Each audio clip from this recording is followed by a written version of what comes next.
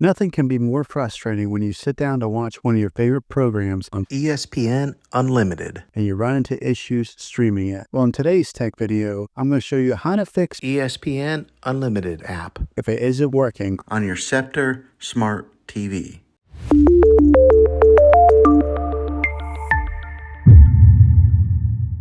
Let's see if we can fix your problems and get your ESPN Unlimited app. back up and running as quickly as possible. The first one, it's the easiest one to try, and that's to unplug your TV from the wall outlet and wait 60 seconds. Now, don't be impatient here. Wait the whole 60 seconds, then plug it back in. This is very different from turning your TV on and off with your remote control. This is what we call a hard reset of your TV, so make sure you do this method. If that doesn't work, then find your router that is giving you Wi-Fi and unplug the power to that for 60 seconds. Then plug it back in. If it fixes it, great. If not, let's go ahead and move on to the next method. Try deleting ESPN Unlimited app on your TV. Go to wherever the apps are located on your system and remove the app altogether. Then reinstall ESPN Unlimited app. After you reinstall it, you might have to log back in with all of your credentials, but hopefully this will work. And if that doesn't work, then I recommend buying an affordable Roku stick, Fire Stick, or Apple TV 4K and plug that into your TV and use that as your main streaming player. And you'll be able to access ESPN Unlimited app that way. I'll put links in the description down below of where you can get one. There you have it, folks.